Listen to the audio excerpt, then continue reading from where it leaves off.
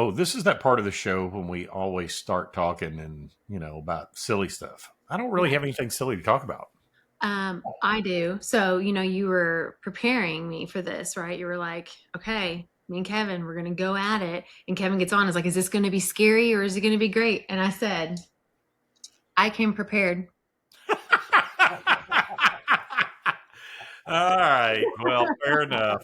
You just go I sit have back and eat popcorn. popcorn. Yeah. There you go. There you All go. right. Todd, I thought you were going to ask me about how the concert was in Vegas last weekend with the Eagles. Oh, well, I am. How are the Eagles? That was a great show, a fantastic show. I would recommend that to anybody. The Sphere is a wonderful environment.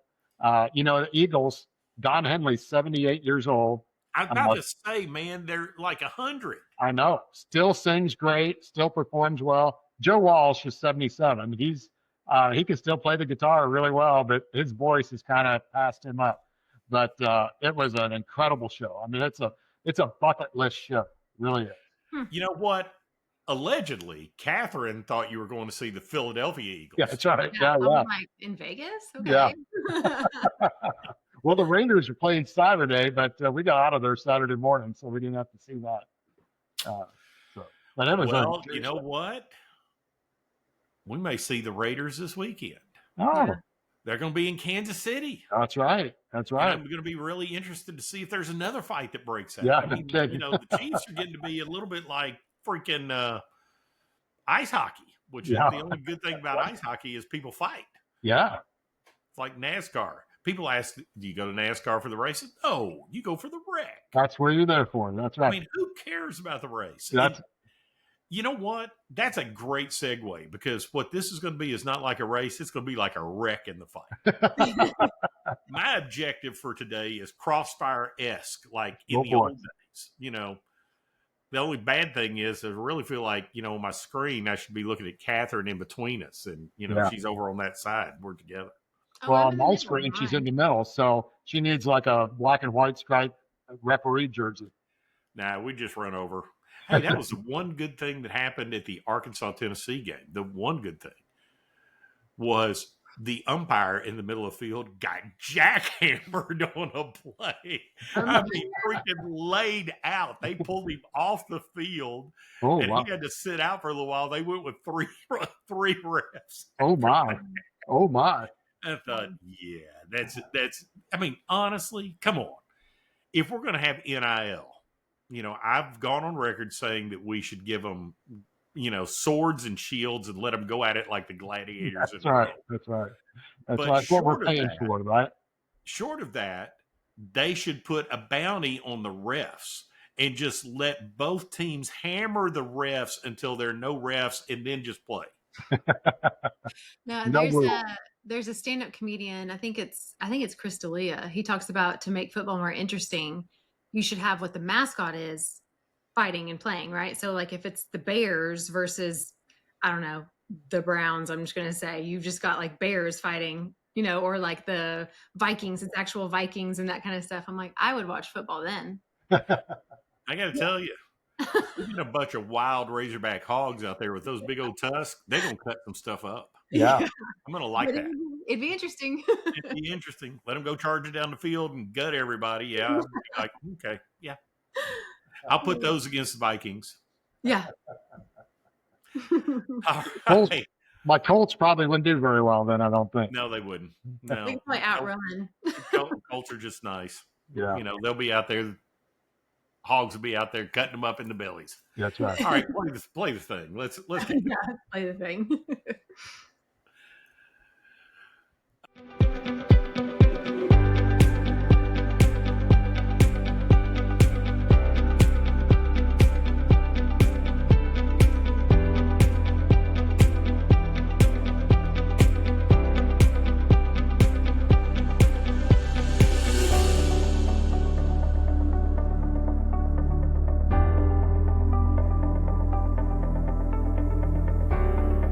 Okay, well, it's Todd and Catherine again, and we are here now with our buddy Kevin Cavanaugh.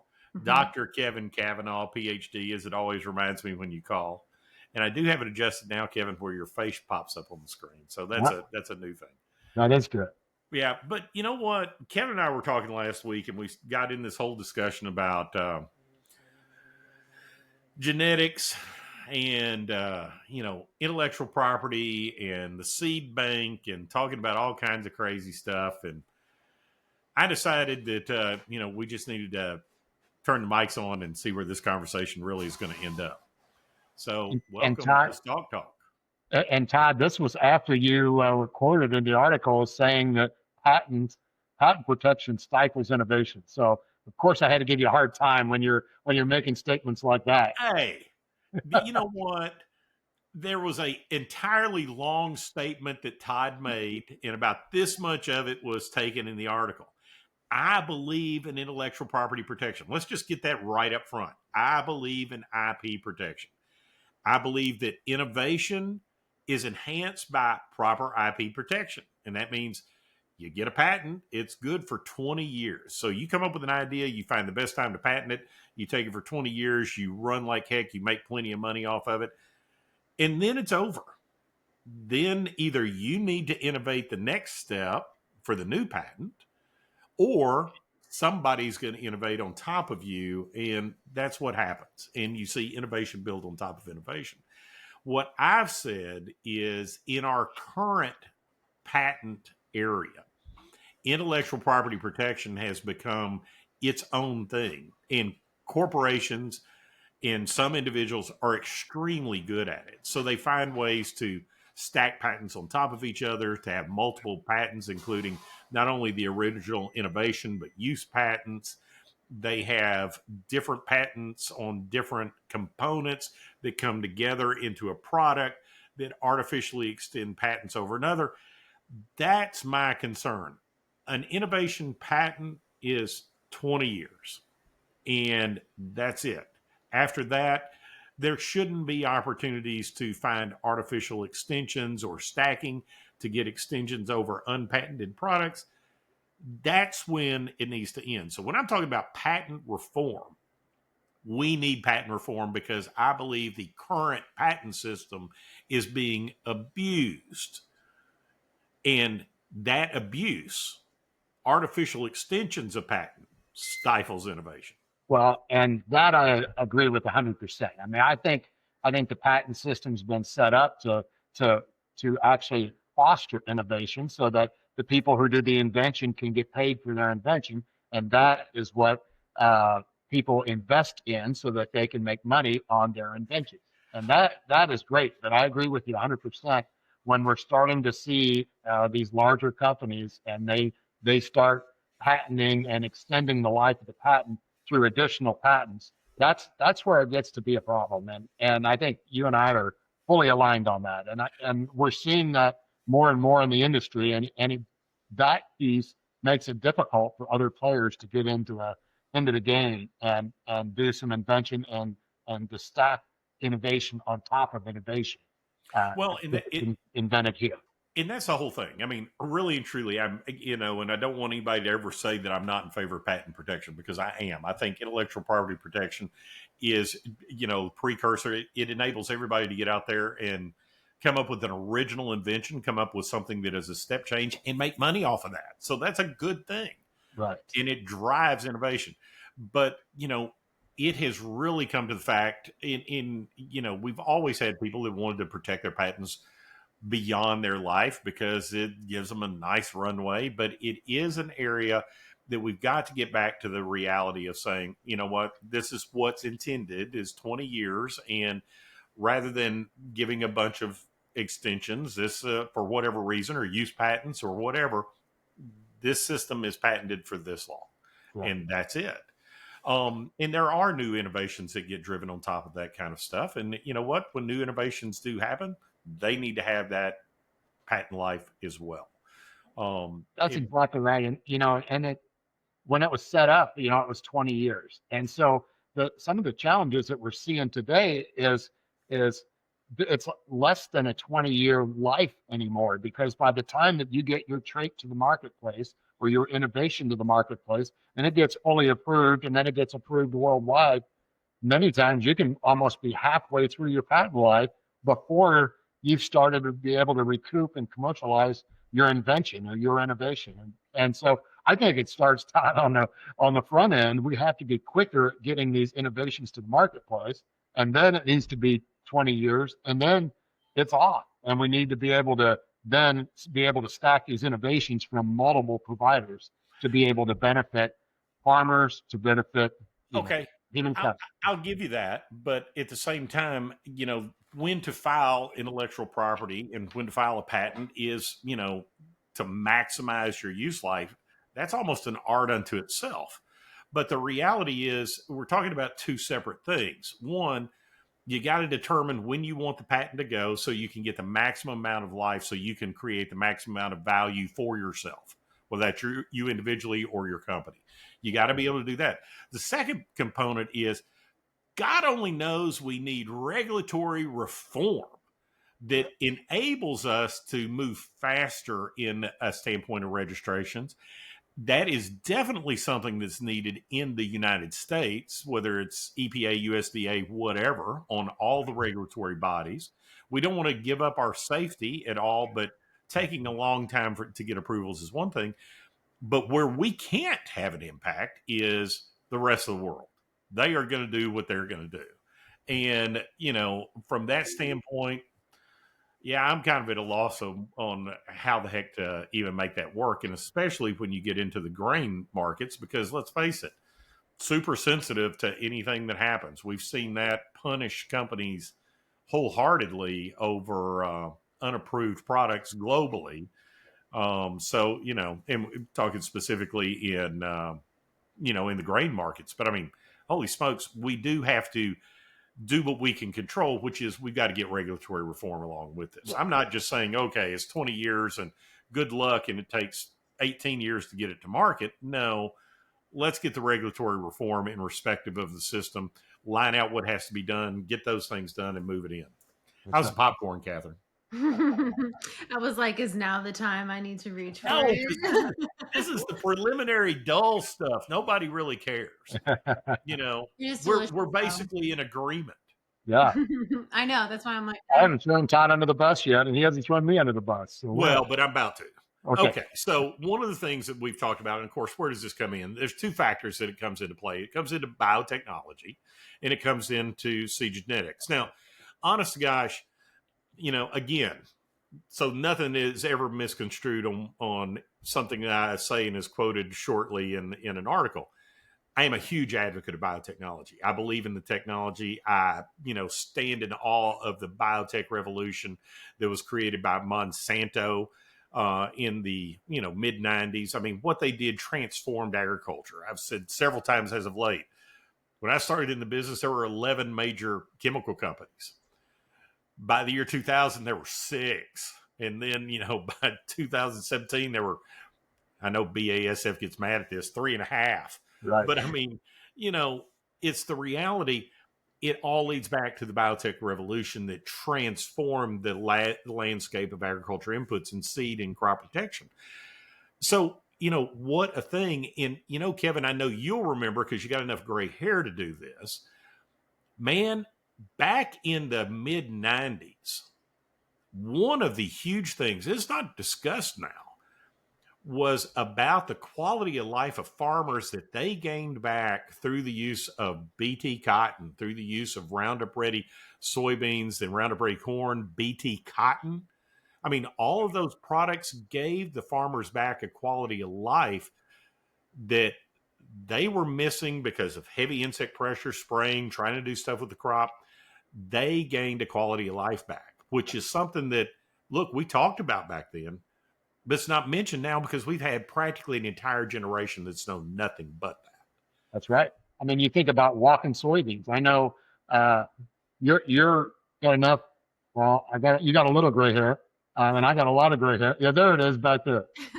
But we walked a lot of soybeans as kids. That was always your first job, on the farm was getting paid walking soybeans. And today, who does that? I mean, it's just the norm is that, boy, I got herbicides that will protect me so I don't have any weed pressure. And so, back in 1996 when Roundup Ready 1 came out, that was a huge deal.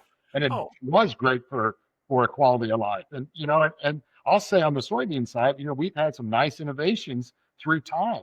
So as Roundup no longer became an effective tool, we had other tools coming online. And so, that's been a really nice system.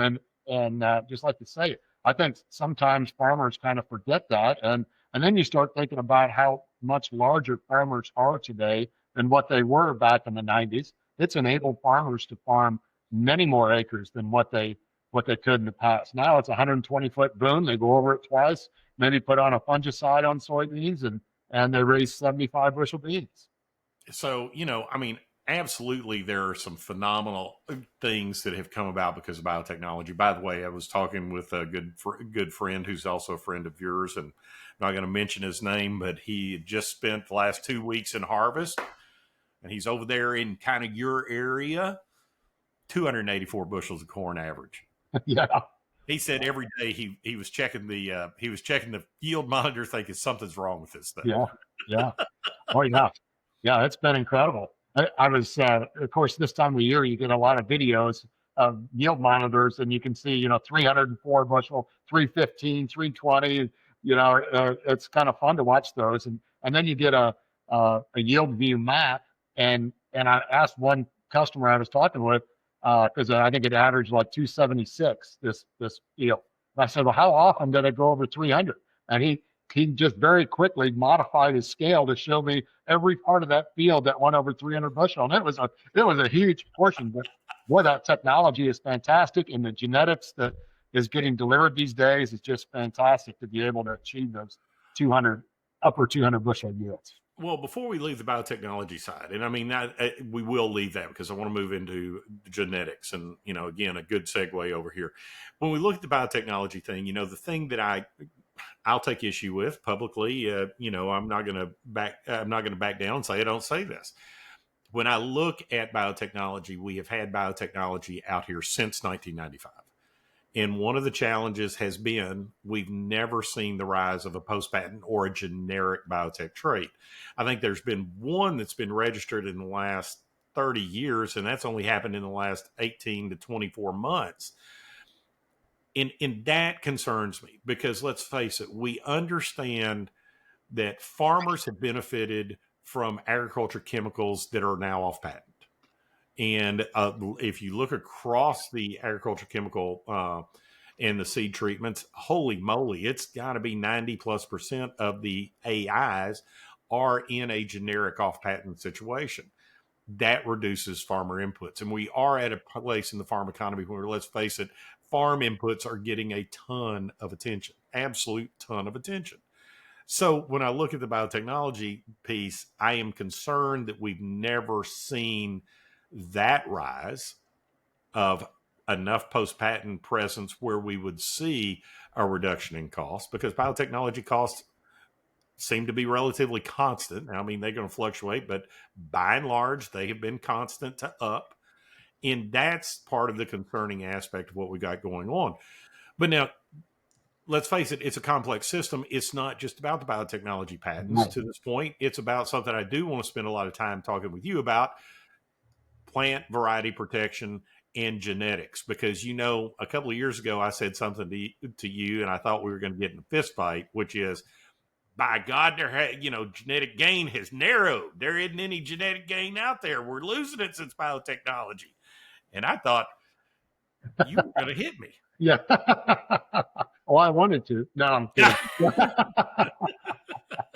No. I think you bring up a really valid point, and that's where I always argue with about innovations and off-patent traits. So it's a system that is tied very closely together with genetics, and so we can talk about people who want to have off-patent traits. They may have a small breeding program, and they say, boy, I want to use my breeding program, put in an off-patent trait, and boy, it's going to be a great day for me, and I'm going to make a lot of money. The challenge is there, at the end of the day, and you mentioned there's 3.5 chemical companies, and I'll mention in my opinion, there's 2.5 genetic companies today that licensees have the opportunity to use. That 2 of them are very competitive. Okay, and let's name them. They're Bayer and Quartet. Very, very competitive. they also tied up the traits. They had either through cross licensing or traits of their own. They have the trait piece, the traits, and they have the genetics.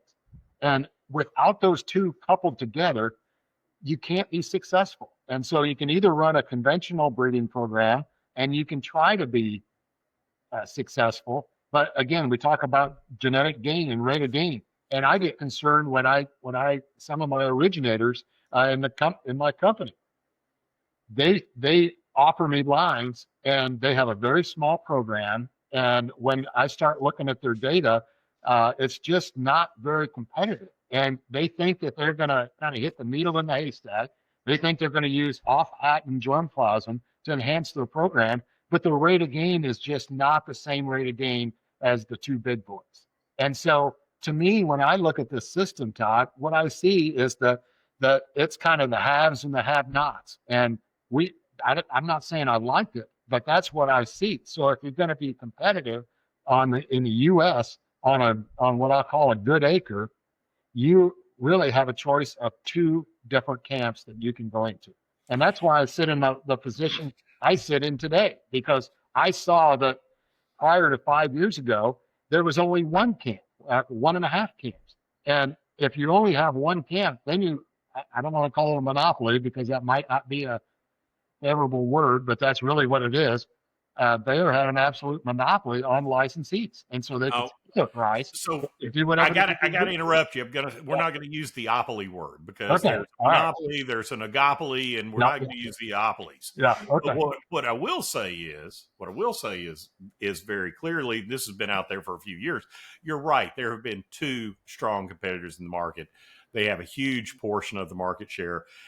I look at it in terms of competition ratios. Okay, so competition ratio is, and I saw the popcorn go in her mouth that time. Competition ratio, simply put, is at X% of the market, there's this much competition. In other words, 70% of the corn market, competition ratio is 2. That means 2 companies make up 70% of the corn market. Okay, so it's 2 at 70. At 95, it's 4. That's tough. And you're right. How did they get to be there? Well, it's genetic superiority or it's biotech superiority. I mean, that is just what it is.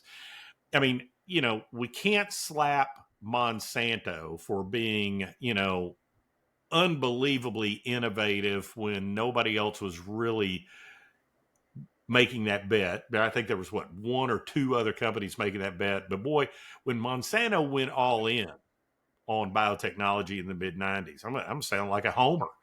When they went all in on it, they went all in. And I mean, you just can't argue with history. They transformed the freaking market. Made billions, but they transformed the market. I'll argue this. They went all in. Okay, but a biotech trait without elite germplasm, the value of that is almost zero. So at the same time that they went in on traits, they also bought Holden's Foundation seed for $1.02 billion. The next year, they bought DeKalb for $770 million. Just so happens, putting those two germplasm pools together was really, really a good thing for them. And so 2000. Don't forget Asgrow. They bought Asgrow too. They bought Asgrow too. And so in 2005, you kind of let that chili boil for a little while, and that chili got pretty good. And so in 2005 to 2020, they clearly had a lead in the market, and everybody was following. And now lately, in my opinion, I'm giving you an opinion, I see that the Corteva rate of gain, the genetic gain at Corteva, in not all maturities, but in what I'll say 95 to 112 day, 113 day, Corteva's got a higher rate of gain today than what Bayer does. And I think over time, what you're going to see is it's a very cyclical business. And so right now, the rate of gain, I think, is favored with Corteva. And I think, Corteva better enjoy that because that doesn't always last forever and Bayer will be back. But the good news for licensees is that today we have 2 choices. And we didn't have that 5 years ago. We didn't have it 20 years ago. So now we have 2 choices. And that's why I'm sitting in this seat, is I think it's really, really good for licensees, regardless of traits, that there's two outstanding genetic options, and we've not had that ever before in the industry. So that's why I get excited about the licensing space. That's why I get excited about the independent companies. I see a lot of innovation there. I see them having very strong relationships with their customers to be successful. So that's why I'm excited. Hang on, because there's a couple of things we got to drill down into. Yeah. So I understand the two, and 5 years ago it really was the one. I mean, let's face it really was. And so, what's it going to take for it to be four? I mean, to really be competitive. I mean, okay, so what are we seeing happen? Okay, GDM just bought the AgReliant pool of germplasm, and AgReliant along with that, wasn't just the pool. They bought AgReliant. AgReliant has proprietary germplasm. Some would argue it's great. Some would argue that it's not, but they have a proprietary pool of germplasm that came out of Limagrain and KWS's combination. In that pool of germplasm now belongs to GDM. GDM, being a South American soybean company, has also had corn germplasm as well. So where are they going to fit in, the new world going forward in the next few years? Because they, actually coming out of South America, they're likely to be one of the first big movers into post-patent genetics to be able to introduce that piece. So are they a company that's about to unlock that, in your opinion? And then maybe what are some of the blockers? That's question one. Then I want to come back to, previous statements and talk about genetics one more time, because I'm going to dig in and really challenge you. But anyway, so what do you think about GDM and what's happening there, and what are their opportunities? Well, I'll say this about GDM. So GDM has clearly stated that they want to get into the U.S. and they want to get into the U.S. in a big way, not only in soybeans, but also in corn. And the statement was made that they want to be 10% of the U.S. corn market. So you started thinking about that. That puts them at number 3, right? That's a pretty bold statement to make, because I can name 136 companies that's been trying to do that for their entire lifetime and haven't gotten to that. So that's a bold statement. But one way that you can do that is you can start to put significant germplasm pools together. So GDM has the ability they have germplasm, corn germplasm from South America. So they start integrating that into the AgReliant germplasm pool. If they can get a hold of some additional germplasm pools, maybe a little more temperate germplasm, they have an opportunity, I'll say. They're at a big enough scale, they have an opportunity. But it takes a huge investment today. I mean, this is not, I talked to a lot of people who are, I call them backyard breeders, and I mean that in a very loving way. But these backyard breeders think that they're going to compete in the marketplace. And I want them to succeed, but at the end of the day, they do not have the resources to be able to do the testing that they need to do, to be able to do any type of molecular work, to do trait integration. They don't have the ability to do all these things. So GDM is actually outstanding in soybeans, and they understand the commitment that it takes. And so they may have an opportunity, but it's going to be very difficult, because the group we haven't really mentioned is Syngenta, and Syngenta has worked really, really hard, and they've actually acquired over many years multiple germplasm pools over time, and so you would think that they would have had a really good shot to be very competitive, but unfortunately they haven't been at the, what I call, at the top of the heap, so to speak. Well, and Syngenta was someplace that I really wanted to go on this too, because I mean, obviously they have, back in 2005, and I think everybody is aware that I was there at that point back in 2004, 5, 6, did acquisitions of the CHS, Garth, Golden Harvest combined with NK, and at the height of those combinations, actually held almost 16% of the corn market. And of course, NK soybeans at that time with Roundup Ready 1 were a spectacular value in the marketplace. Look, I don't want to beat up on them, because I will tell you, I know very much we have a lot of companies that are doing quite well with some green leaf genetics products straight out of Syngenta from there. But they did have a whole lot of germplasm together. Kevin, if you're looking hindsight 2020, what would you say? I would say this might have been a big error and wish they could have done this better. Or is there something that you see when you look at that? Because I know you look at all of it. Or is it just that the pools they were trying to put together just really didn't complement each other? Well, I'm giving you an opinion now, Todd. Well, that's all I'm asking. I wouldn't think you're going to give me anything else. It's not going to be facts. It's just opinion. Yeah. I don't give facts. So, but here's what I see. I think when you put germplasm pools together, you have to be extremely disciplined, and you have to make sure to maintain diversity. You have to make some cuts in personnel so that you can streamline your program to be the most talented group of individuals out there, and you're all pulling in the same direction. And if anything, what I saw with that time frame, that 2005, 6, 7 time frame, and then moving into 2012, 13, there was just a lot of churn and not a lot of discipline in that system. And so they just kind of stalled. They just could not move forward. And maybe the germplasm they purchased wasn't the most elite germplasm, but really it was. I think all those pools were getting used in the industry. And so I think it's just a matter of discipline and making sure that you hire the most talented people and say, here's the direction we're going to go, and lead strongly to be able to get that germplasm headed in the right direction. But unfortunately, we just didn't see that. And so it just kind of churned, and there wasn't a high rate of gain in that camp over the 10 years after those purchases. And that's, I spend a lot of time talking about genetic gain, but that's what it's all about. If you're not competitive with the lead genetic companies, if you're not competitive on genetic gain, you're only falling farther and farther behind each year. And so, that's why when we talk about some programs over time, we talked about buying some programs and breeding programs. But, I was always against that for the independents, because if you don't have a big enough effort, and if your genetic gain is not as good or better than the bids, you're only falling farther behind, and it's a waste of money.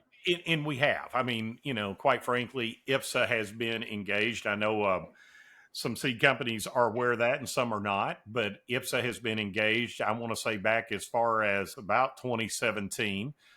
And you've been part of that, discussion with us as we've looked at multiple germplasm pools and tried to look, how can we establish an independent, I'm not going to call it an IPSA pool, but an independent pool for independent companies where we could have everybody pull in and we could develop a program.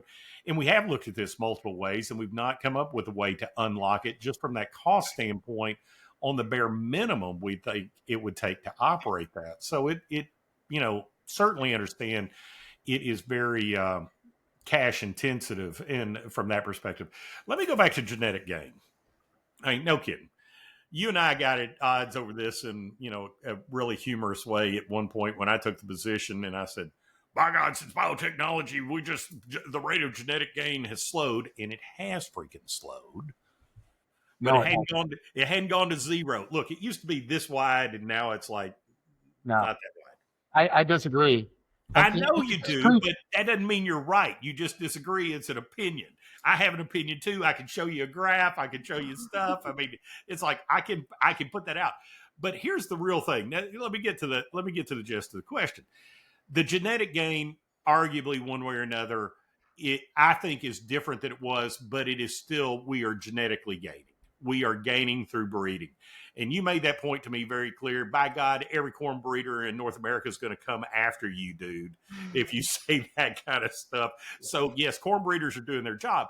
But I think the thing that I want to really focus on about genetic gain, and it kind of helps you illustrate your point, is post-patent products, where they fit. Because let's face it, you and I and Jim Schwaggart in 2021 had the first one of these talking about where post-patent genetics fit. And, there was a piece that, well, maybe they're part of a breeding program. No, they can stand on their own and they'll compete. And Where do they fit? Because I got to tell you, I don't see them as, maybe there can be part of a breeding program. I haven't seen real big things coming out of that.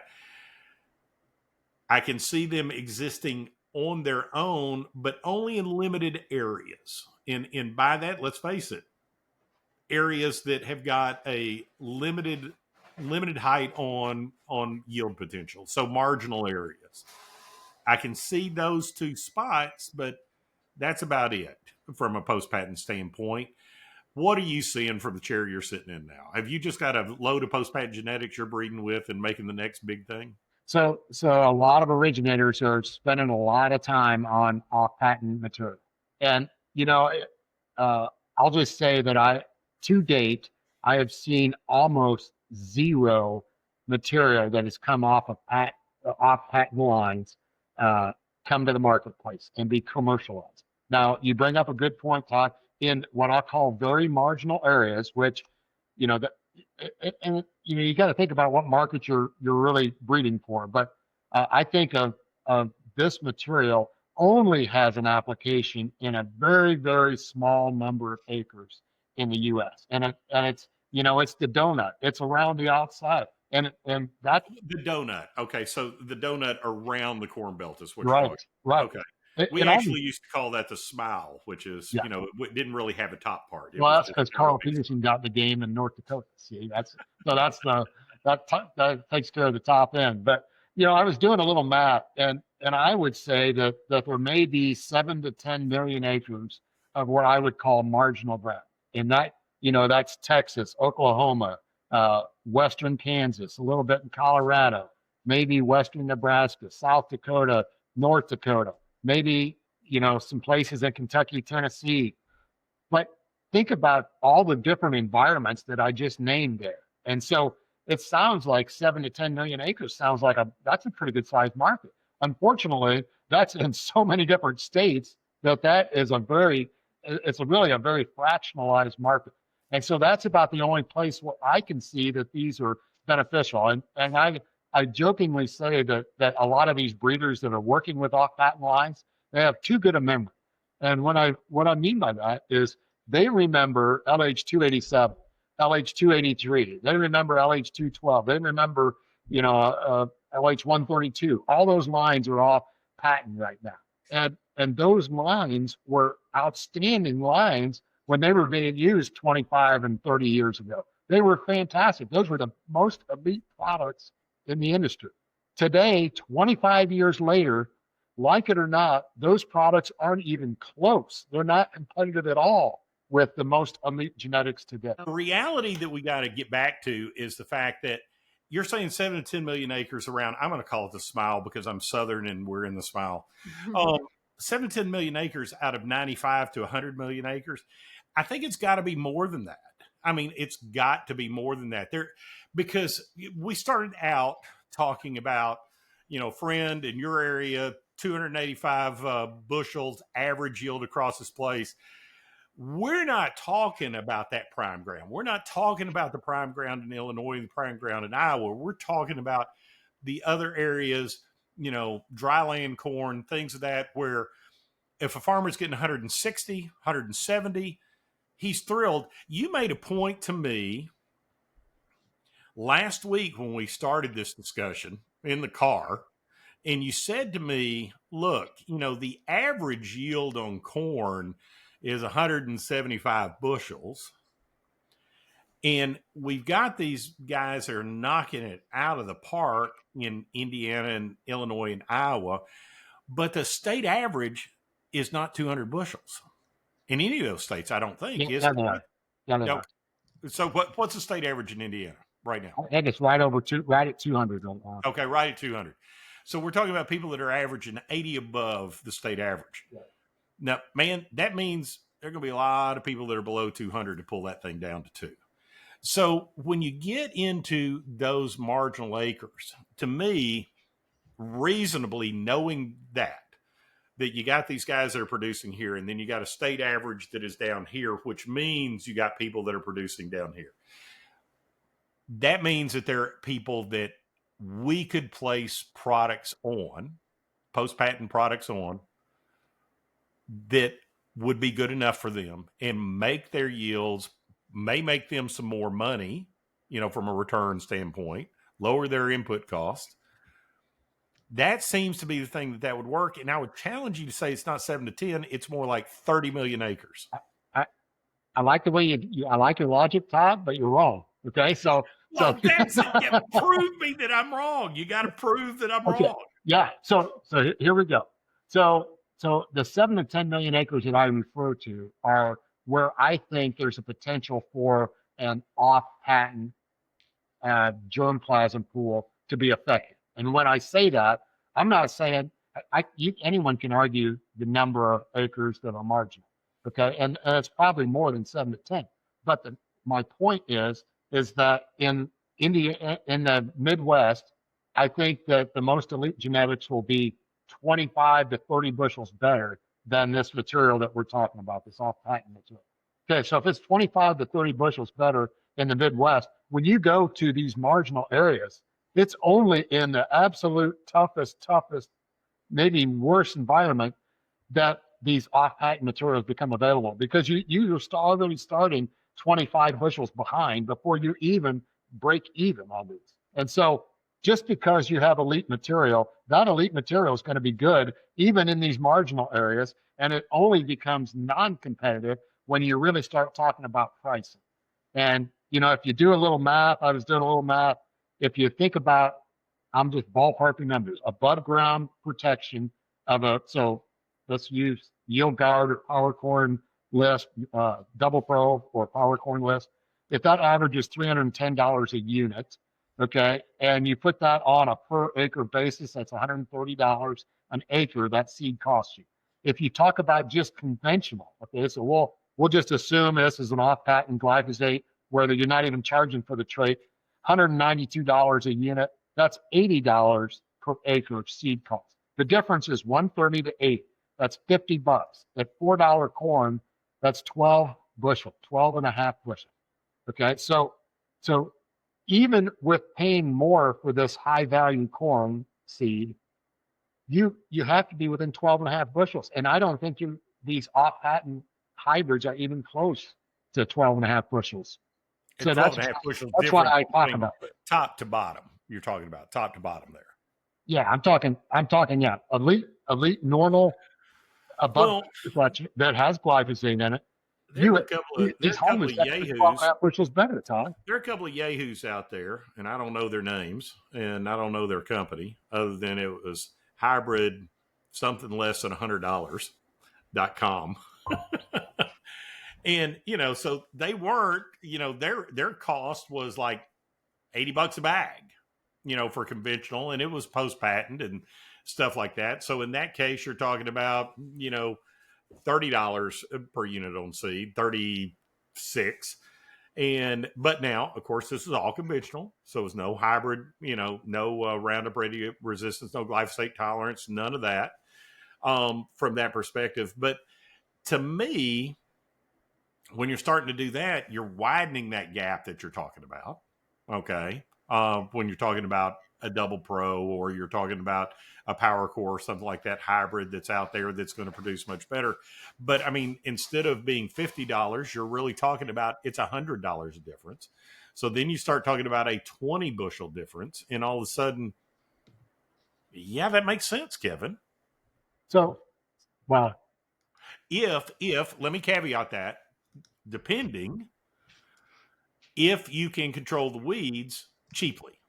Yeah. Right. And so, you do remember I grew up as a Ciba-Geigy boy, and I know all about bicep. Yeah. Not on my arm, but in the jug. Well, I'm glad you brought up weed control, because there will be more cost in weed control if it's conventional. No question about it. But the challenge is there's no guarantee that those products are going to be any higher performing than what you say 30 bushel difference. I'm not sure that those products are within 30 bushel. They're just not in those marginal areas, Todd.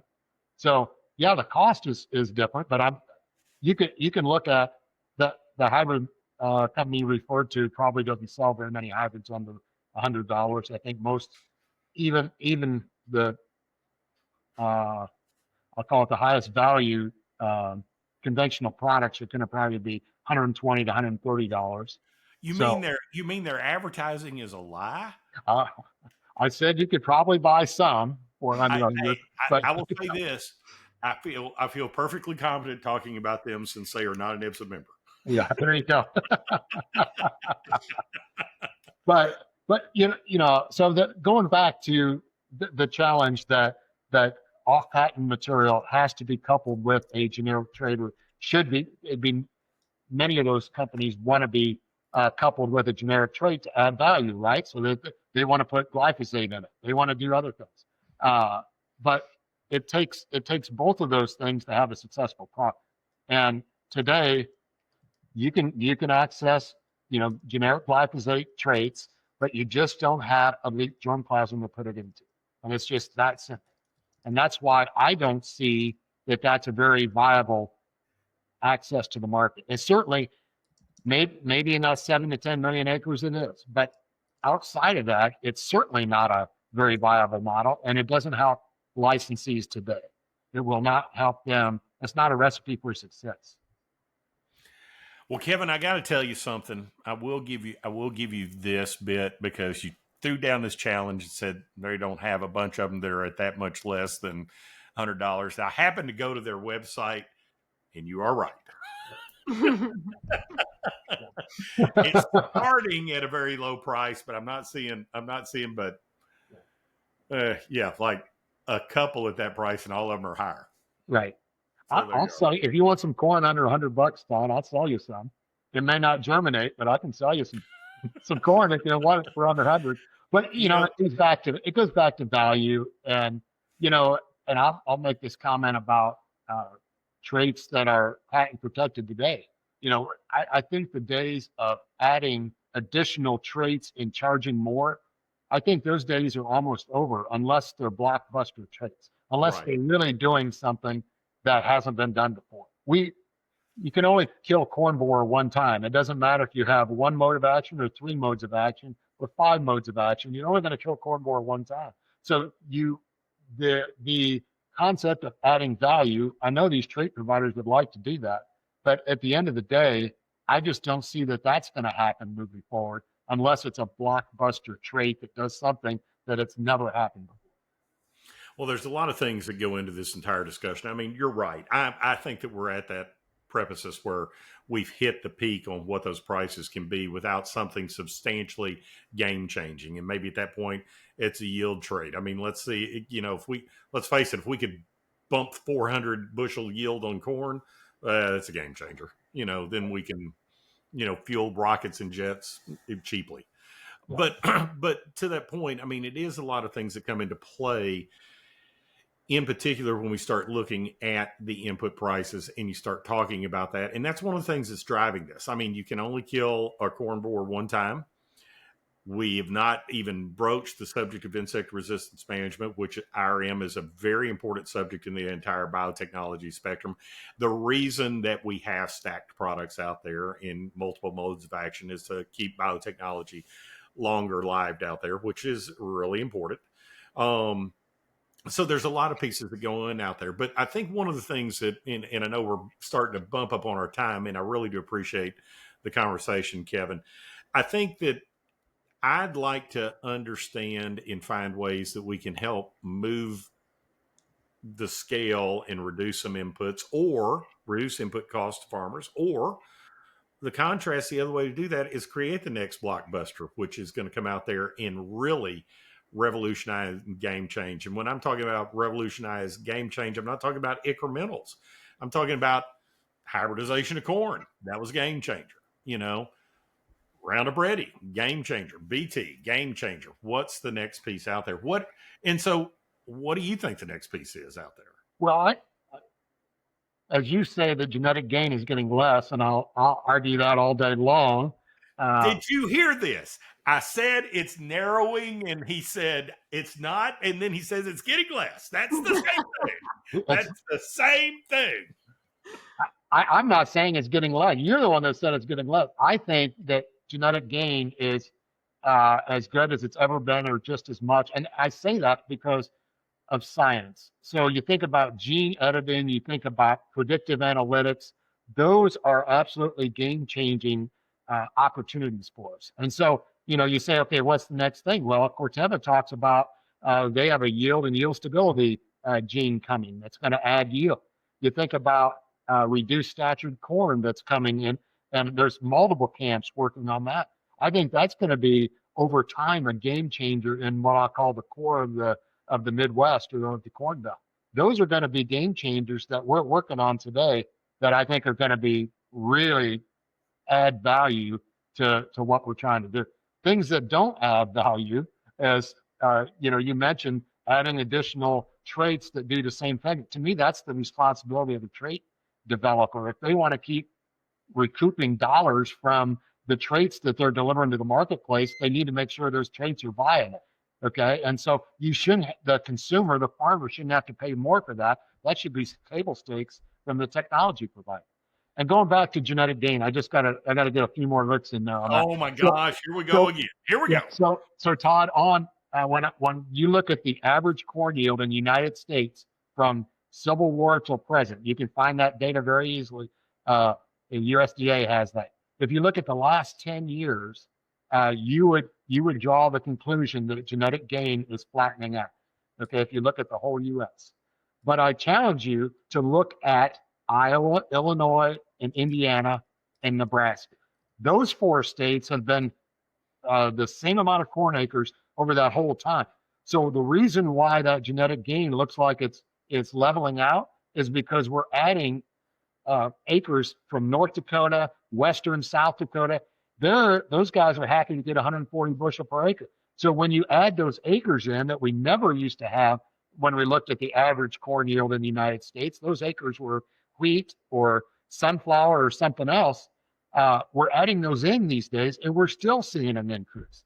And so focus on the Corn Belt, and you'll see that genetic gain continues to grow and grow at an excellent pace. I'm going to let you have that one, because what I hear in the distance is a thundering herd of bison and a bunch of hopping jackrabbits coming down to central Indiana to get you. They're coming. Hey, we're providing those guys with additional corn profitability. So we're just going to help those guys. I mean, you talk to those guys, they want cheap Roundup Ready corn, and because sometimes they get 140 bushel and sometimes they don't get anything. So, but that's added into the USDA average yield in the United States. Well, I'm going to look at it because I still say it's flattening, but I will tell you this. I remember this one thing. It was very important. I remember coming to you in 2019 and saying, hey, I want you to try this hybrid. It'll be good. It'll be okay. And you did. Yeah. And then when I came back and said, how did it yield? You said, and you showed me the yield, and what was it? It was 22 bushels less. It was the bottom hybrid on the trial. I mean, like, there was every hybrid, there was a gap, and there was my hybrid. So, Kevin Cavanaugh, in that instance, you were 100% correct. And that may happen more often than I want to give admission to, but that one was correct. So that's my proof point. Well, I'll tell you, Todd, I want to say that I think the future of the independents are really bright. And I say that because when I see multiple elite providers having interest in licensing, that is a great day for the independent space. We can argue all day long, and we would all love to see more providers in there. Competition is very healthy for the business, right? We would all like to see that. Unfortunately, today it's 2.5. But thank goodness that it's not 1 like it was. So I just need to get that point across. Kevin Cavanaugh, thank you so much for having fun with us in this talk about genetics and everything else. I hope that somebody out there had as much fun and got something out of it like I did. Yeah, and I enjoyed it very much. Thank you guys very much today. Yeah. All right, Catherine, say the thing. Don't forget to like, subscribe, and share our podcast so other people can hear Kevin and Todd's arguing as well. All right, that's all for this time on StalkTalk. Thanks everybody. We'll see you again. Thank you.